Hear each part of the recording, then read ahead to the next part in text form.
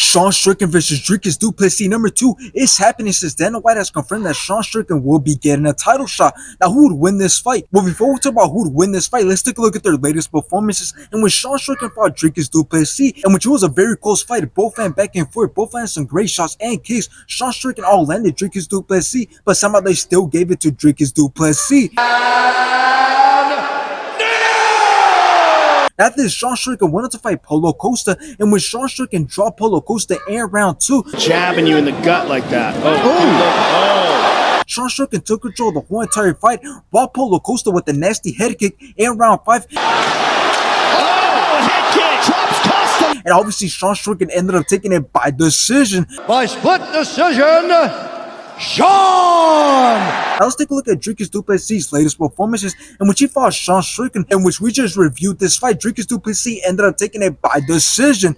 After this, Dricus Du Plessis went on to fight Israel Adesanya, in which Israel Adesanya started off great in round 1 until Dricus Du Plessis brought it back with his wrestling and grappling. Dricus Du Plessis rocked and got Israel Adesanya in a rear naked choke and made him tap in round 4. Now this rematch was guaranteed to be next, considering how close their first fight was and considering how Dricus Du Plessis' face looked after the fight. So now that we can almost guarantee that this fight is going to be next, how's this fight going to play out? Well, a lot of fans are excited for this fight as they believe that Sean Strickland will finally be able to avenge his loss, but I don't believe it'll be that easy, simply because after the fight, Sean Strickland went on to fight Paulo Costa, which yes, he'd won, and yes, he had some good highlight moments, but it wasn't the best performance. Meanwhile, Dricus Du Plessis, after the fight, obviously went on to fight Israel Adesanya, who's a way better opponent than Paulo Costa, and yet Dricus Du Plessis still managed to put on a very good performance and submit Israel Adesanya. So based off their latest fight, it should be clear that Dricus Du Plessis is the more dangerous fighter overall, whether fans want to admit it or not. So when talking about how this fight's going to go, well, Dricus Du Plessis is the more complete fighter. He doesn't just stand straight up like Sean Strickland. He goes for takedowns, and he just showed against Israel Adesanya how dangerous and how dominant he can be when it comes to wrestling and grappling. So now Sean Strickland has to look out for those takedowns if he doesn't want to end up like Israel Adesanya. So in the end, my prediction is that this rematch will look something very similar to how the first fight went, but I don't think it's going to be as close. I believe there's going to be a clear winner, which I would like to see Dricus Du Plessis win this fight, since he is the more complete fighter who can do it all, and that's what you want as a champion. You don't want somebody who just throws 1 or 2 punches like Sean Strickland, but at the same time, Sean Strickland's style might just be all he needs to beat Dricus Du Plessis.